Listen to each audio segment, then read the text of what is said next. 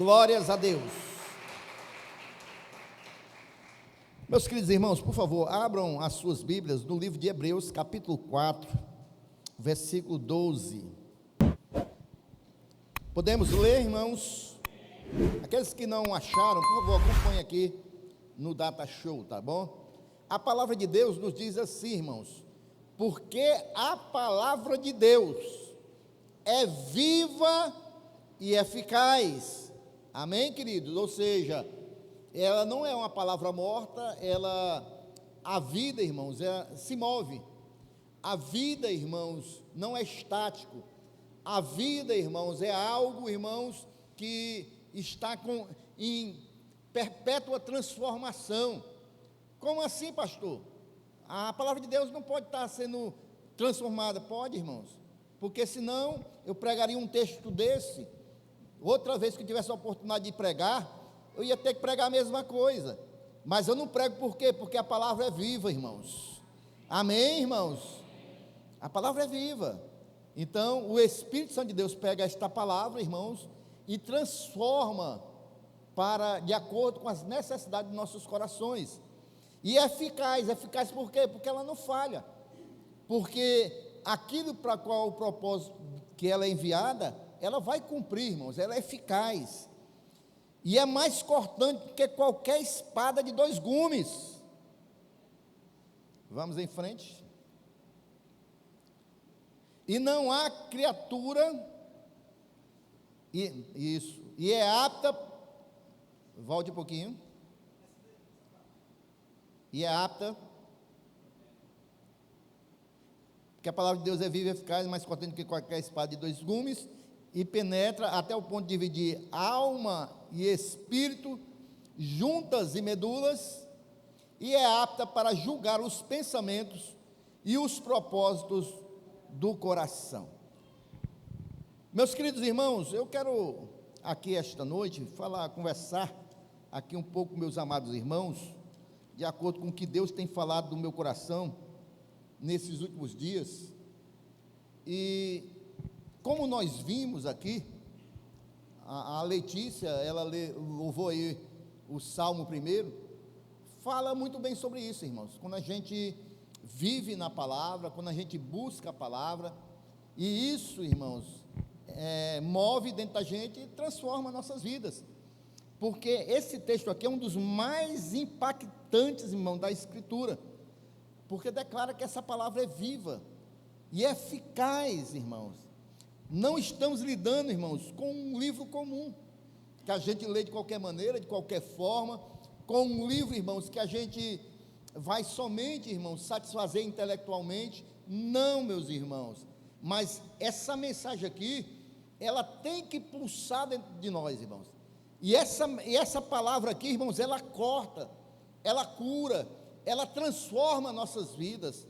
Esta palavra, irmãos, ela é poderosa para nossas vidas, se nós olharmos para ela, crendo que ela é poderosa para nos transformar.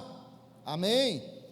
Assim como Deus soprou ali no Éden, o sopro da vida em Adão, Deus também, irmãos, soprou vida nesta palavra. Essa palavra é cheia de vida, essa palavra é viva, não é algo morto, irmãos, não é algo monótono, não, irmãos. Quem se doa em estudar a palavra de Deus, juntamente com o autor, que é o Espírito Santo de Deus, ele vai compreender, irmãos, que essa palavra verdadeiramente vai transformar a sua vida. Esta palavra vai verdadeiramente impactar o seu ser. Foi isso que aconteceu na minha vida, e eu creio que foi o que aconteceu na sua vida também. Quando eu comecei a ter sede pela palavra de Deus, irmãos, eu era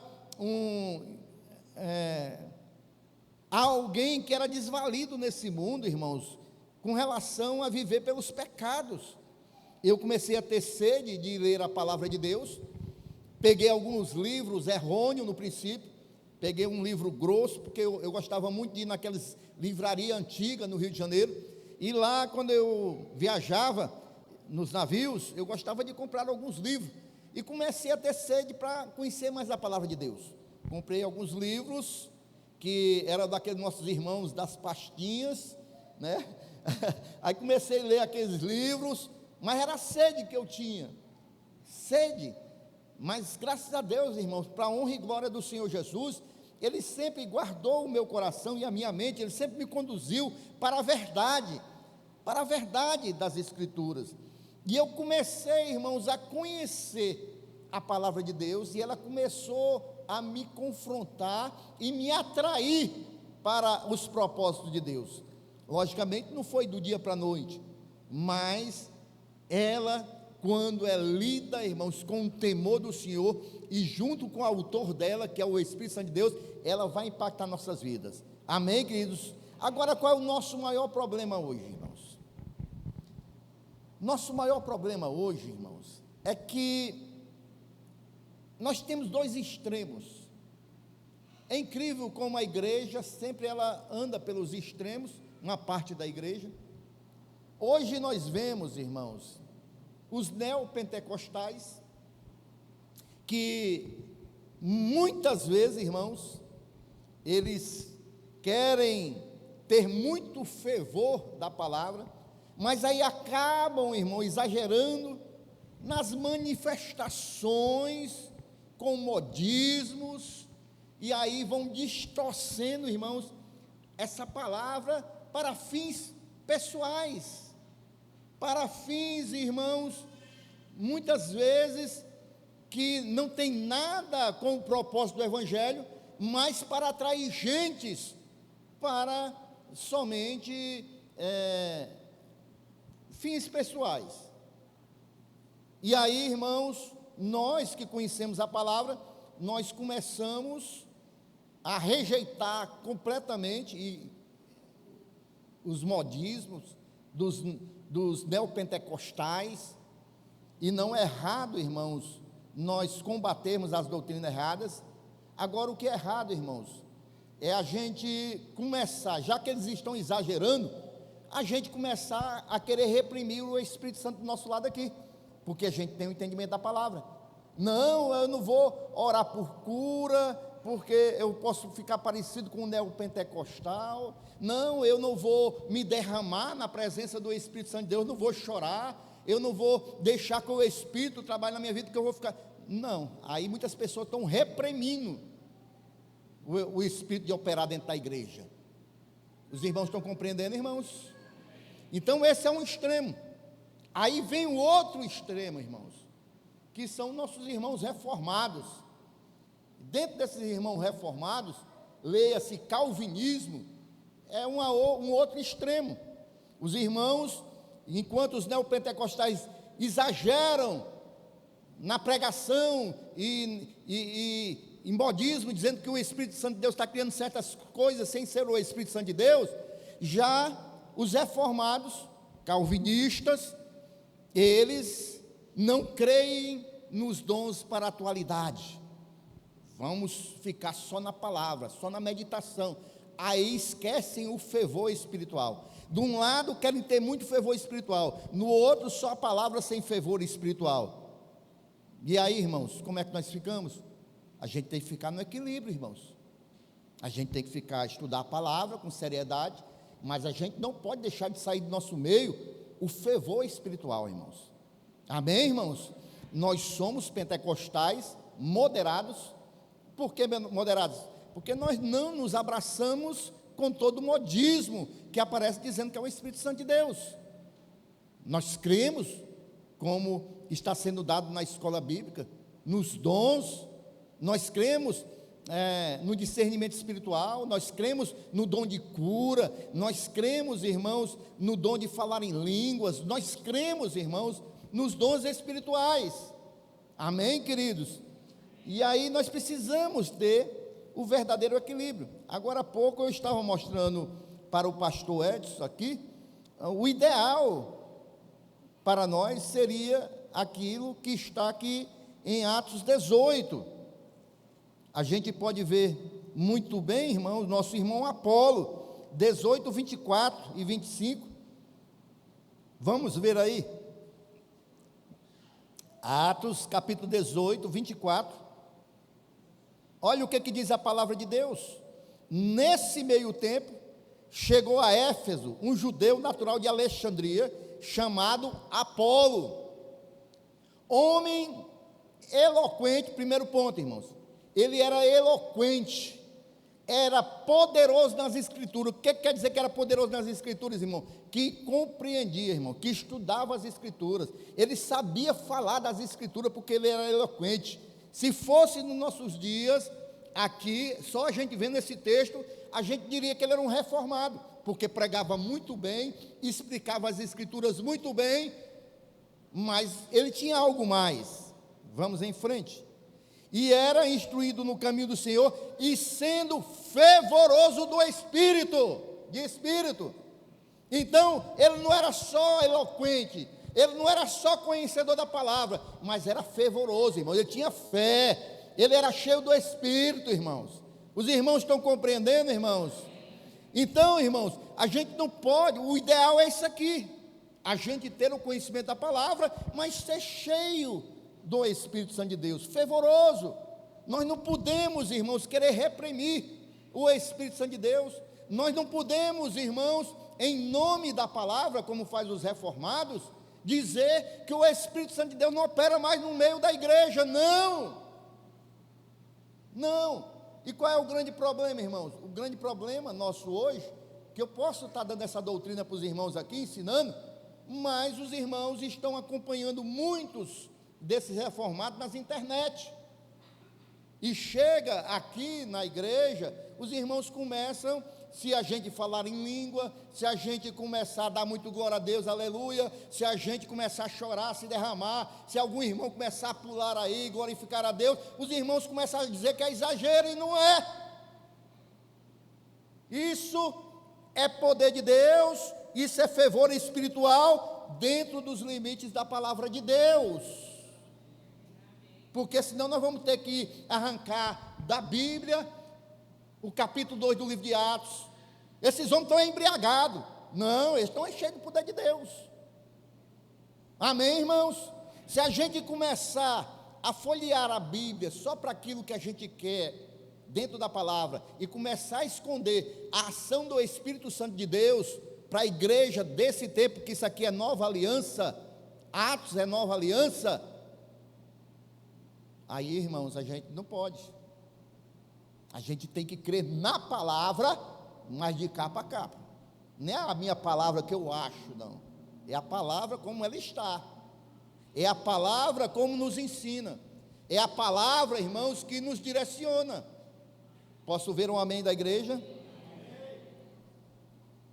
A gente tem que crer, irmãos, que essa palavra, o equilíbrio, ela está aqui, irmão, para nos transformar, porque ela vai nos ensinar, vai nos confrontar, vai nos mudar, transformar, mas ela também vai nos ensinar a crer que há um Deus que é vivo, que é um Deus de poder, e que é um Deus que está presente no controle da igreja, e que é um Deus que pode responder às nossas orações, para os dias de hoje, porque senão, irmãos, nós vamos viver só para um lado.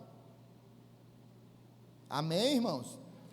Então nós não podemos, irmãos, deixar de pregar a palavra em sua essência, por medo das pessoas começarem a fazer comparações. Se nós temos uma escola bíblica para ensinar, não quer dizer que nós sejamos reformados. Não, estão ensinando a palavra, não tem.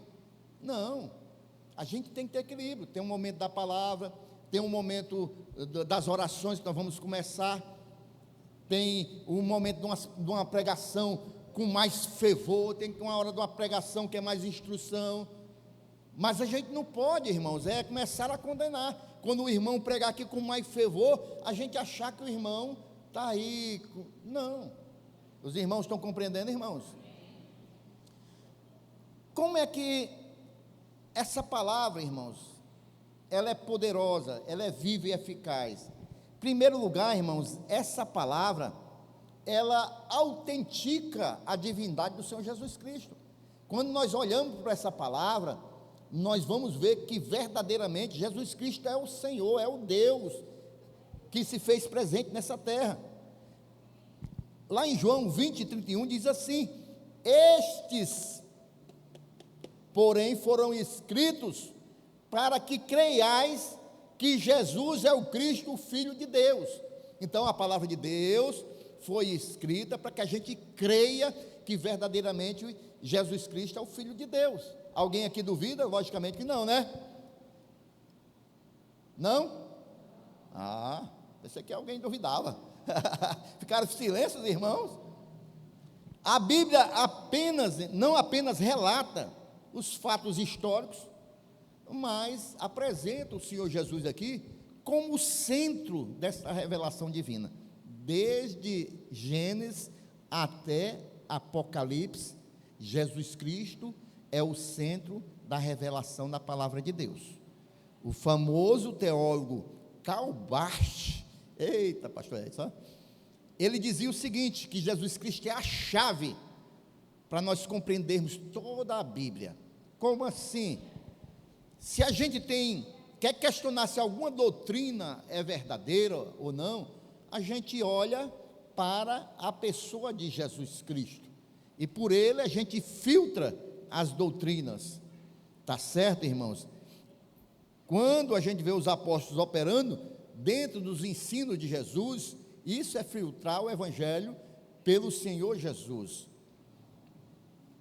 A Bíblia, ela, então, nos revela que Jesus é o centro da revelação divina.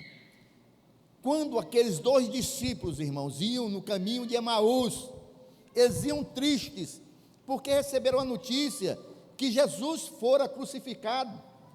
Aí eles vão voltando, saindo de Jerusalém, voltando para a sua casa. No meio do caminho, irmãos, Jesus se junta a eles. E aí Jesus vai conversando com eles, ensinando as Escrituras, porque eles dizem que ele fala desde Moisés e os profetas. Jesus vai ensinando as Escrituras. Mas quando Jesus entra na casa deles para cear, aí, irmãos, acontece um milagre, porque quando Jesus parte o pão, aí, irmãos, ali na hora, eles se lembram, provavelmente, que estiveram com Jesus algumas vezes, e viram como Jesus partiu o pão. Até aqueles momentos eles não se tocaram que ali era Jesus que estava com eles, mas aí quando Jesus parte o pão, e eles olham, Jesus sumiu, e aí, irmãos, aqui começa o fervor espiritual, porque eles começam a recordar, aquela palavra ia queimando nos nossos corações, agora nós podemos ver que era Ele, e eles agora renovados espiritualmente, eles voltam para Jerusalém para fazer a obra novamente.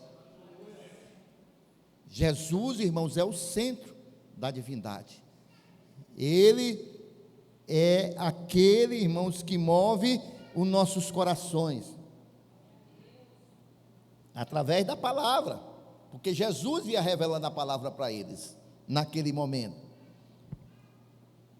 E tem mais, quando eu olho para a palavra, eu tenho que me lembrar de João capítulo 1, versículo 1 e versículo 14, no princípio era o verbo, e o verbo se fez carne e habitou entre nós. Ou seja, irmãos, a palavra escrita e revelada é a palavra encarnada, é Jesus, é o Espírito de Jesus que está na palavra. Por isso que a palavra é viva, irmãos. Por isso que ninguém pode ler um livro como a Bíblia Sagrada, como se fosse um livro qualquer. Não, quando eu leio cada versículo desse, eu tenho que compreender que o Espírito que habita em mim, irmãos, ele vai operar de alguma maneira. Quando eu leio alguma palavra, vai me transformar por dentro, vai me alertar, vai me falar, vai me motivar, vai me renovar, vai me encher da sua unção. A palavra escrita revela a palavra encarnada, e essa revelação aqui, irmãos, é sobrenatural. Diga, a revelação da palavra é sobrenatural. Se eu creio assim, irmão, não quer dizer que eu sou um neopentecostal, não. quer dizer que eu sou um crente que tem o Espírito Santo de Deus em mim e eu creio no poder da palavra de Deus.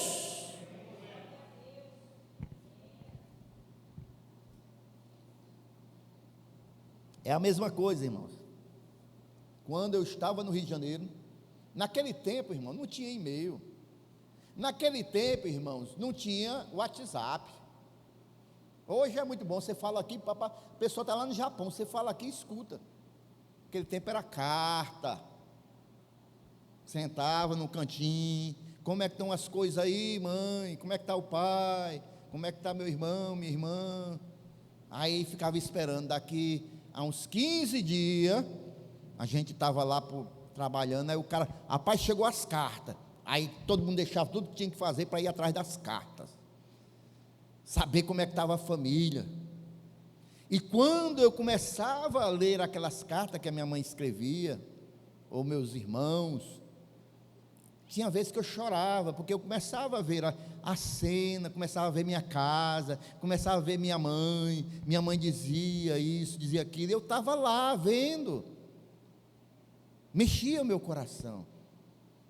Hoje, meus queridos irmãos, assim como aquelas cartas que a gente sentia ali, estar dentro da casa, a presença da pessoa, a palavra de Deus tem que ser assim.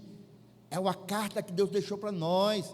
E quando nós começamos a ler isso aqui, irmãos, a gente tem que sentir a presença de Jesus falando conosco, porque é viva, porque é o verbo que se fez carne. A gente tem que ler isso aqui, irmãos, e sentir Jesus conversando conosco, falando conosco. É assim que a gente tem que ler a palavra de Deus. Não é ler como um livro qualquer, virando página, não. É falando com o Senhor. É cada versículo, o que é que o Senhor quer me mostrar, o que é que o Senhor quer falar, o que é que o Senhor quer revelar no meu coração. E se Deus lhe revelar algo e você sentir vontade de chorar, chore.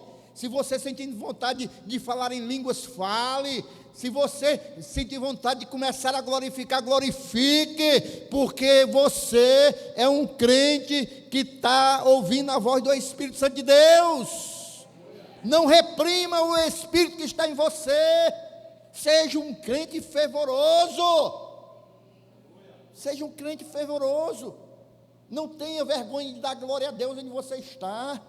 Não tenha vergonha de dizer que você serve a um Deus vivo. Não tenha vergonha de orar por ninguém, por cura, por transformação, por libertação. Não tenha vergonha de dizer que você crê num Deus todo-poderoso, que pode operar, pode transformar, pode fazer um milagre, porque Ele faz. Porque se você não crê, você não vai crer nesse pastor que está pregando, porque eu sou um milagre de Deus.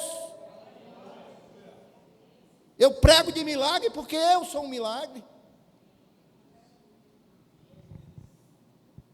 E não foi por homens, foi pela palavra, foi pelo Espírito de Deus que transforma nossas vidas. Então, quando a gente lê a palavra desta maneira, sabe o que vai acontecer conosco, irmãos? Nós, irmãos, vamos proclamar a palavra com autoridade. Com autoridade. Porque quando pregamos a palavra, Cristo é autenticado em nós, meus irmãos. É autenticado em nós. E aí, irmãos, as coisas vão acontecer. Milagres acontecem. Sabe por quê, irmãos? Porque Ele está presente. Porque nós estamos pregando com autoridade. E o Espírito Santo de Deus, que leva a palavra até os corações, Ele pode realizar milagre, porque o Senhor está presente no momento da ministração. Amém, queridos? Eu estava também mostrando um outro versículo, pastor Edson, deixa eu ver se eu me lembro. É 1 Tessalonicenses. Não está aqui eu não tinha anotado, irmãos, aqui na pregação, mas conversando ali com o pastor, o Senhor foi me direcionando e me mostrando. 1 Tessalonicenses, deixa eu ver aqui. 1 Tessalonicenses, capítulo 2, versículo 13.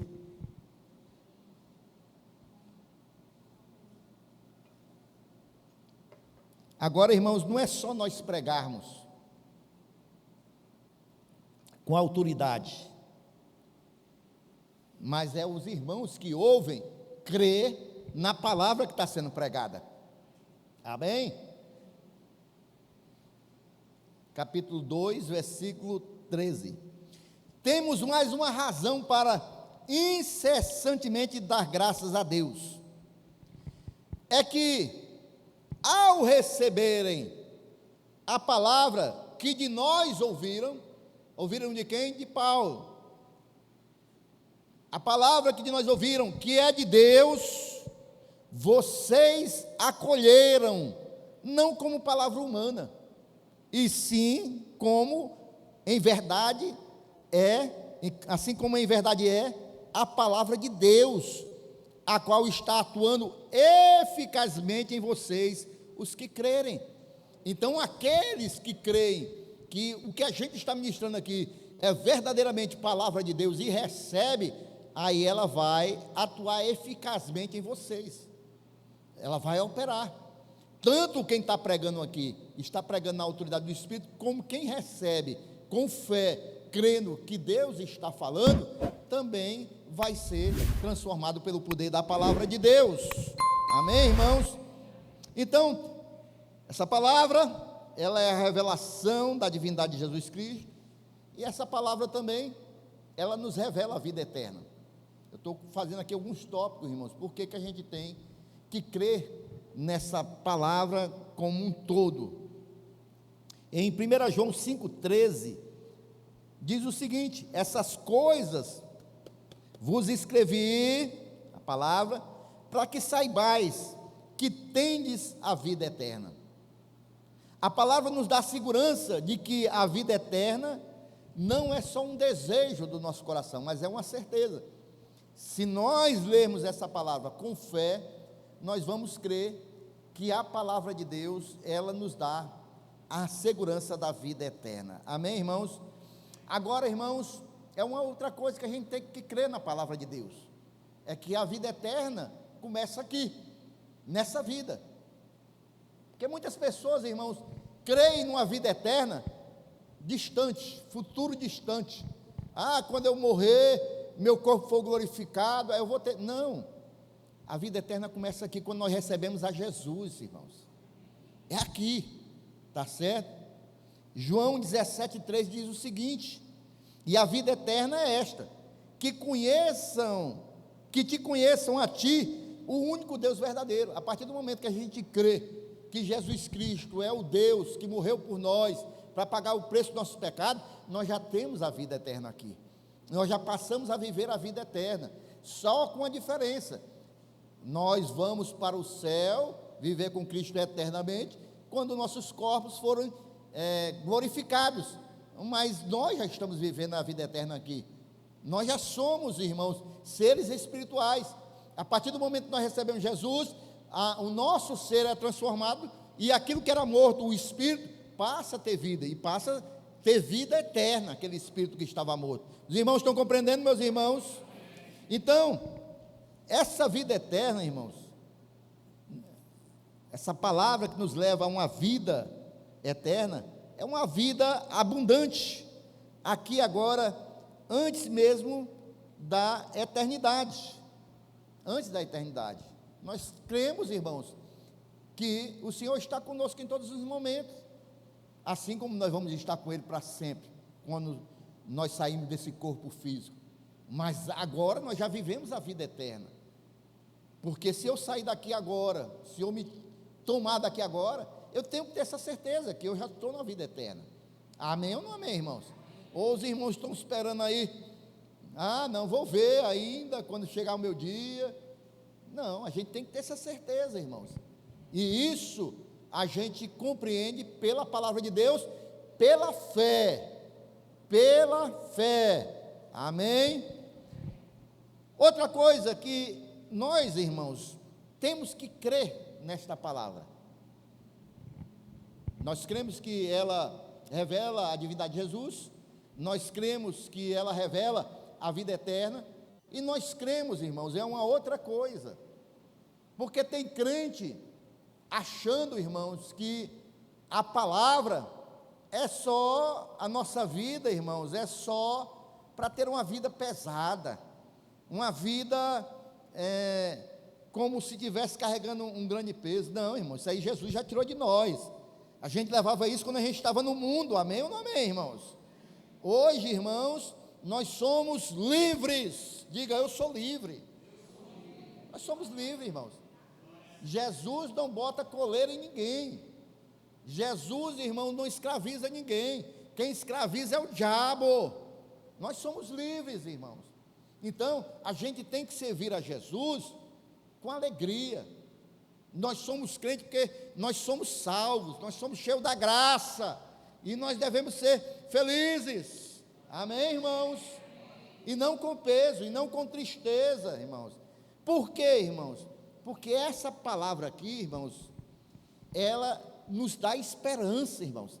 E quem tem esperança, irmãos, não tem uma vida derrotada não, de tristeza,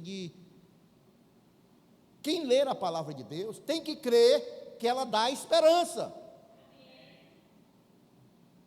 Porque tem pessoas, irmãos, que acham que a palavra de Deus não pode ser pregada com relação à esperança, com relação à alegria, com relação a você dar ânimo para a igreja, renovar as forças, a alegria. Não, irmãos, pode. Dentro dos princípios da palavra de Deus, nós podemos pregar sobre isso.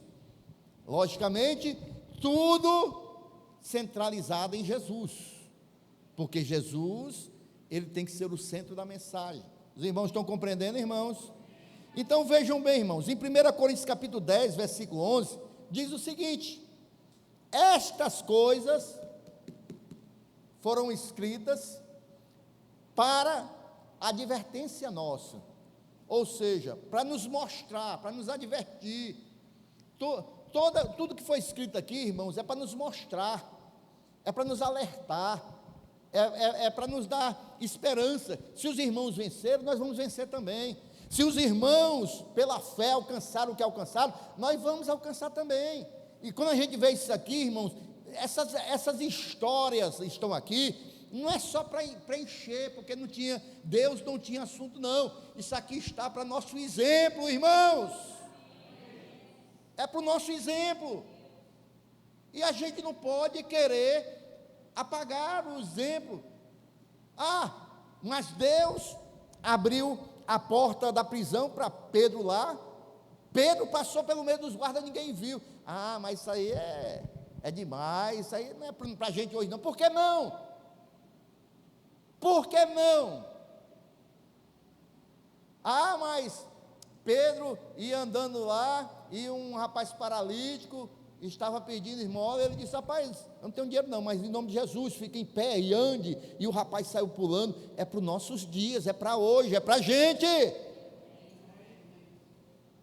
Então, irmãos, nós não podemos, irmãos, querer algumas coisas da palavra de Deus, a gente, para se mostrar conhecedor da palavra de Deus, não achar que pode se pregar sobre isso, ou se dar o exemplo disso para nossas vidas, tirar lições daqui para nos dar esperança. A gente pode pregar, irmãos, sobre isso. Não pode, irmãos, ser só ânimo, só esperança, só alegria. Não, tem que ter palavra de instrução, tem que ter palavra de nos chamar a atenção. É verdade, lógico que tem, mas não é só isso a palavra de Deus. A palavra de Deus é muito mais do que isso, porque a palavra de Deus, irmãos, ela nos traz esperança, porque no dia que eu não tiver mais esperança, irmãos, no Senhor e na sua palavra, o que eu estou fazendo aqui? Eu vivia isso lá no mundo, mas conhecendo a palavra de Deus, conhecendo o Espírito de Deus, conhecendo o meu Senhor, irmãos, eu tenho que ser cheio de esperança. Aleluias! E aí, irmãos, quando eu olho a palavra de Deus, eu vou ver que Deus, aqui nas histórias bíblicas, Deus, Ele sempre agiu, irmãos, e continua agindo em meio às crises. E aí eu não posso pregar mais sobre isso, que nós podemos vencer as crises, que Deus pode nos dar vitória em meio à crise. Eu não posso mais pregar isso porque os pentecostais pregam isso direto. Não, é aquele velho ditado, jogar a bacia da água suja com a criança dentro. Não, se eles só pregam isso, mas eu não posso deixar de pregar porque eles só pregam isso. Aí eu vou deixar de pregar, a igreja toda passando luta, dificuldade, eu não posso pregar uma palavra de ânimo, que venha pegar, Jesus ele fazia assim, irmão, por que eu não posso fazer? Jesus ele pregava palavras assim, quando ele fala lá em Lucas 15, ele vai contar uma história, e faz uma ilustração, ele fala do pai, do filho pródigo, que ficou esperando ele, para quê? Para gerar ali, nos ouvintes, esperança, estavam no erro, escolheram o caminho errado, mas o pai está sempre esperando, Deus está ali sempre esperando, então ele gerava essa esperança no coração dos ouvintes. Os irmãos estão compreendendo, irmãos? E essa esperança, irmão, renova o espírito, irmãos. Olha o que diz Romanos 15, 13, abra aí para a igreja acompanhar.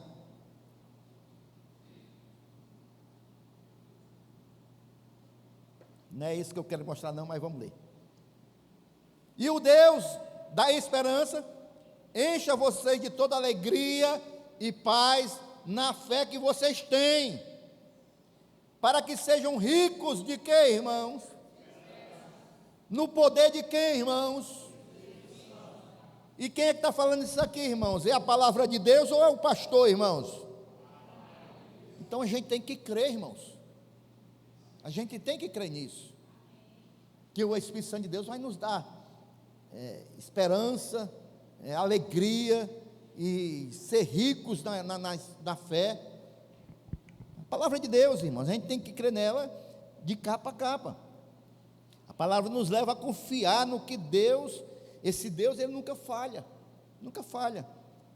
A gente vê lá, irmãos, Jó, em meio à dor que ele estava passando. Pense numa luta grande de Jó. Não é a luta que a gente passa não, irmão. Acaba perdeu tudo, perdeu família, perdeu bens, perdeu a saúde, se coçava com um caco de telha. Aí, irmãos, esse homem, que a palavra de Deus diz que era justo, temia a Deus. A palavra de Deus, irmãos, diz que esse homem, em meio a essa provação, ele se levanta e ele diz: eu sei que o meu Redentor vive. Isso aqui para nós, irmãos, é uma mensagem de esperança, de fé e exemplo, irmão, porque isso aqui foi escrito para exemplo nosso, para a gente se posicionar assim, irmãos. Às vezes a gente está passando uma enfermidade, alguma coisinha, a gente começa a reclamar da vida, murmurar. A palavra de Deus diz que a gente tem que ser cheio de esperança. Se eu estou passando alguma luta, irmão, eu tenho que me levantar e dizer: eu sei que meu Redentor vive e vai se levantar em meu favor. Amém, irmãos? E a palavra de Deus também, irmãos, da mesma maneira que mostra as experiências humanas, para nosso ânimo, para aumentar nossa fé, para a gente crer que esse Deus que operou aqui, ele continua operando. A palavra de Deus também, irmão, mostra as experiências humanas, para que nós, irmãos, venhamos ver como advertência para nossas vidas. Amém? Da mesma maneira que ele nos dá esperança e fé e ânimo, também ele nos mostra as experiências humanas para nossa advertência.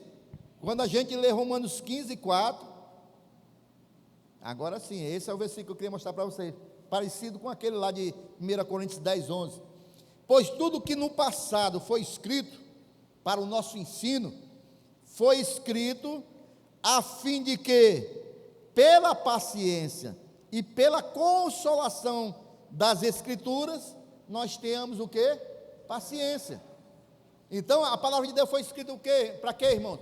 Para que a gente venha ter esperança, irmãos. Venha ter, pela paciência e pela consolação das Escrituras. As Escrituras consolam, as Escrituras nos dão paciência. Para quê, irmãos? Para a gente ter esperança. Amém, meus irmãos? Amém. Então, a palavra de Deus, irmãos, não é só para nos mostrar que se a gente também é para isso, mas não é só para isso. Se a gente não andar de acordo com os alertas aqui, a gente vai para o inferno, não, irmão. Em primeiro lugar, ela mostra que tem um Deus de amor, a gente tem que estar servindo ao Senhor porque nós o amamos, não é com medo de ir para o inferno, é porque a gente ama Jesus, porque a gente compreendeu o plano dele, porque a gente compreendeu que ele morreu por nós. Agora a gente sabe, se a gente não quiser esse amor, a gente sabe qual é o caminho, mas a palavra de Deus também é para nos alertar, irmãos. E deixa eu falar uma coisa aqui para os meus irmãos. Há alguns tipos de pregação, irmãos, que a gente está pregando aqui, e alguns irmãos nem sabem qual é o tipo de pregação que eu estou pregando aqui. Isso eu estou falando aqui na homilética, né, que é o estudo de como se deve levar uma pregação. Os irmãos não sabem nem qual é o tipo de pregação, muitos irmãos aqui. E algumas pessoas, devido a essas questões, ou vai para um lado ou vai para o outro, começam também a cancelar os tipos de pregação que os pregadores pregam, aqueles que já têm algum entendimento com relação a isso. Por exemplo, irmãos, há uma pregação chamada de pregação expositiva. Essa aqui é ótima, é onde nós expomos o texto, muitas vezes versículo por versículo, ensinando. Ótimo. Ensinar a palavra de Deus, é o que nossos irmãos reformados geralmente fazem, as pregações expositivas. Tem um sermão temático, que é o que nós pregamos no culto da família. Pegamos um tema, família, e vamos ali pregar sobre aquele tema. E isso chama sermão temático, é um tema. Eu vou pregar sobre família, eu vou pregar sobre a renovação espiritual, eu vou pregar sobre o batismo no Espírito Santo. Isso são temas. Então eu vou pregar uma pregação temática. Há também, irmãos, os sermãos que nós construímos por tópicos, e cada tópico, a gente, para construir a mensagem, a gente pega uma parte de um texto, da palavra, em alguns pontos da Bíblia, e vai pregar. Mas há uma pregação também, irmãos, que é chamada a pregação analógica. Essa aqui, irmãos, são que os irmãos, a igreja pentecostal como um todo prega mais sermão analógico, e os irmãos neopentecostais exageram, porque o que é uma pregação analógica, irmãos? É eu pegar uma figura de linguagem, irmãos. Por exemplo, quando a gente prega aqui às vezes, lá no capítulo 4 de Marcos, se não me falha a memória, que Jesus foi lá salvar o gadareno, e ele atravessa uma grande tempestade. A gente pega aquela grande tempestade e a gente compara com as tempestades que a gente tem na vida. Se eu estou passando uma grande luta, eu estou passando uma grande tempestade. Os irmãos estão compreendendo? Quando a gente compara a nossa luta, a nossa batalha, que a gente está passando um deserto, isso é uma pregação analógica. Aí eu começo a falar das lutas que os irmãos estão passando, e começo a falar do que é atravessar um deserto. Você tem que ter paciência, você tem que olhar para o alto, você tem que confiar em Deus. Isso é uma pregação analógica. Mas o que é que acontece? Devido ao exagero dos irmãos neopentecostal, porque os irmãos exageram, não é brincadeira. E não é só na pregação não, irmãos, é até na chamada da pregação. Um dia desse eu falei até aqui na escola bíblica, uns pastores desceram o camarada dentro de um poço, irmão, seco, uma corda, e o caba todo cheio de lama, os cabas puxando ele na corda, e a câmera filmando aqui de cima, e o caba disse: olha, venha para o culto hoje, porque Deus vai tirar tudo do fundo do poço, da lama. É uma analogia? Mas é exagerado demais, irmão. É uma analogia? Mas aí, irmão, é uns exageros, sem necessidade, irmão. Está entendendo, irmãos? Mas aí, irmãos, os irmãos reformados detestam as pregações analógicas. É errado as pregações analógicas, irmão. Você levar uma mensagem dando ilustrações e exemplos. Não, irmãos. De maneira nenhuma. Como da mesma maneira não é errado você pregar uma pregação expositiva. Logicamente, para estudar a palavra é o ideal. Mas nem sempre a gente vai só, irmãos, o que a igreja tem que compreender, irmãos, é que a igreja não é, todo mundo tem o mesmo nível, não. Porque tem, às vezes, a pessoa tem um certo conhecimento, ele acha que, não, a gente tem que estudar a palavra, porque vai ser assim e tal, mas o irmãozinho que está lá, no fundo da igreja, às vezes não compreende o que você está falando. Aí é necessário, irmãos, o Senhor quer alcançar a todos, e o Senhor quer edificar a todos. Aí é necessário, irmão, uma pregação analógica, porque aí o irmão vai ver que uma tempestade no meio do mar é parecido com a tempestade que ele está passando na vida, e que o mesmo Deus que acalmou o mar lá, pode acalmar a luta que ele está passando na vida dele. Isso, a gente que é pastor, somos mais voltados para isso, porque a gente sabe, às vezes, quando a igreja está passando uma luta, e a gente quer animar a igreja. Animar como, pastor? Ficar... Não, irmão, animar é animar na fé, para a igreja voltar a ter ânimo na fé, para a igreja não abandonar a fé, para não desistir na fé. E aí a gente tem que levar uma palavra para os irmãos compreender que Deus continua aqui, irmãos, nas nossas vidas. Aí aquele que já tem um certo conhecimento, já fica mais de bico ali, não porque não está pensando nos outros, está pensando só em si. O que é que Jesus fazia, irmãos? Estava lá no meio do povo. Olha, tem 3 tipos de coração. A semente é abençoada, mas tem um coração que vai cair no meio das pedras. Vão receber, mas vai vir um sol quente e vai queimar ali a árvore. Tem um coração que é parecido com uma terra bem produtiva, vai cair, vai produzir muito. Tem outra que vai nascer, o coração parece uns espinhos. As coisas do mundo vão abafá-la e a semente não vai produzir nada. O que é isso aí, irmão? Uma pregação analógica que Jesus está fazendo, para que as pessoas pudessem compreender que a palavra é a semente, e que Ele espera que as pessoas tenham o coração como uma boa terra para receber a palavra. Jesus, Ele está dando ali, irmãos, uma comparação para que as pessoas pudessem entender. Logicamente que tinha algumas parábolas que Jesus falava a parábola para as pessoas verdadeiramente não entenderem. Depois Ele falava para os discípulos em particular. Mas, geralmente, irmãos, Jesus, quando fazia essas pregações, é para que as pessoas viessem compreender o que Ele estava falando. Os irmãos estão compreendendo, irmãos? Os irmãos parece que não estão compreendendo, estão meio quietos. Então, irmãos, essa pregação analógica permite que as pessoas criem uma associação entre algo que elas já conhecem e aquilo que está sendo explicado pela palavra de Deus. É necessário, irmãos, a gente compreender todas essas coisas. Como eu falei, muitos irmãos não sabem nem...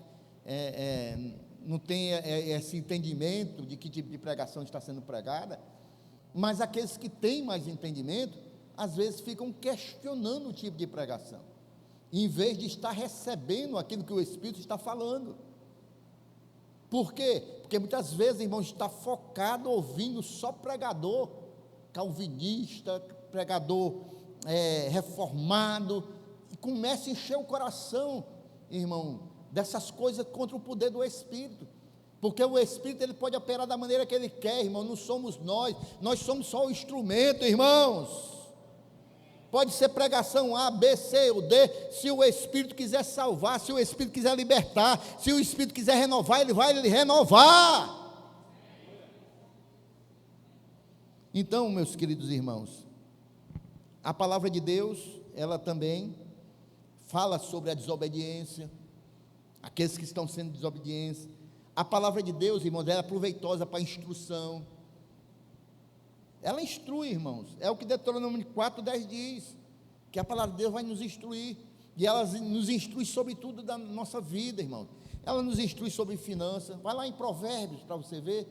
Ela nos instrui, irmãos, sobre os relacionamentos, sobre o casamento, sobre fé, sobre esperança, sobre alegria, sobre desobediência, sobre tudo. A palavra de Deus, mas ela tem que estar centrada em Jesus Cristo. Amém? Então, queridos, para concluir, essa palavra, irmãos, ela é poderosa, ela não é só um texto antigo, não, ela é viva, é poderosa, ela é relevante para nossas vidas. Essa palavra, irmãos, não importa qual é a situação que nós estamos enfrentando, se eu estou passando uma provação, se eu estou passando uma enfermidade, se eu estou passando por um problema financeiro, por uma luta familiar, a palavra de Deus, irmãos, ela tem poder para mover o nosso coração e nos transformar diante daquelas situações. Amém? A palavra de Deus é viva e eficaz, ela não é palavra morta, não, é viva. Ela é viva, irmãos. E ela é capaz de penetrar profundamente em nossos corações e transformar as nossas vidas, irmão, pela sua ação e o seu poder em nós. No entanto, irmãos, para que essa palavra ela venha produzir milagres dentro de nós, nós temos que crer. Nós temos que crer nessa palavra. Nós não podemos ficar com contestações com relação à palavra de Deus, irmãos. Nós temos que crer nela em toda a sua essência, irmãos. Amém? Sem fé, a palavra permanece só as letras. Só as letras. Agora, quando a gente escuta a palavra de Deus com fé, crendo no Espírito que escreveu a palavra, entendendo que Jesus, irmãos, é o mesmo, o Verbo se fez carne, o Verbo, a palavra, e aí, irmão, nossas vidas, Ele vai transformar nossas vidas, vai curar, vai restaurar, vai nos renovar, porque ela é poderosa para isso, irmãos. Portanto, quando nós cremos e permitimos que a palavra opere em nós, a palavra realiza o impossível, irmão, nas nossas vidas. Não é porque é neopentecostal, não é porque é reformado, porque a palavra de Deus não está nem aí para reformado, neopentecostal. A palavra de Deus, ela está pela fé, irmãos. Jesus, quando aquele centurião foi até ele, Jesus vai até na minha casa, Jesus disse, não, vá, o seu servo vai ser curado. Aí ele disse, eu creio, porque se eu disser uma palavra para o meu soldado, ele vai e faz, eu creio. Aí Jesus diz assim, eu nunca vi uma pessoa com tamanha fé como esse soldado, porque ele creu na minha palavra. E quando esse soldado vai para a sua casa, no meio do caminho, os seus empregados já vêm com um rapaz curado, transformado. Amém, meus queridos? Por quê? Porque ele creu simplesmente na palavra do Senhor Jesus. E é isso, irmãos, que realiza milagres nas nossas vidas e transforma as nossas vidas, irmãos. Hoje Deus quer transformar as nossas vidas, irmãos. E pela palavra viva, Ele pode fazer hoje isso na sua casa, na sua vida, na sua família, na sua vida pessoal. Saia daqui crendo de todo o seu coração, que o mesmo Deus que falou no passado, Ele continua falando e agindo no presente, Ele continua sendo Deus no presente, Ele continua falando através da sua palavra, o seu Santo Espírito continua sendo o mensageiro da palavra e transformando as nossas vidas. Amém? Vamos ficar em pé, irmãos, esta noite, glorificando ao Senhor Jesus.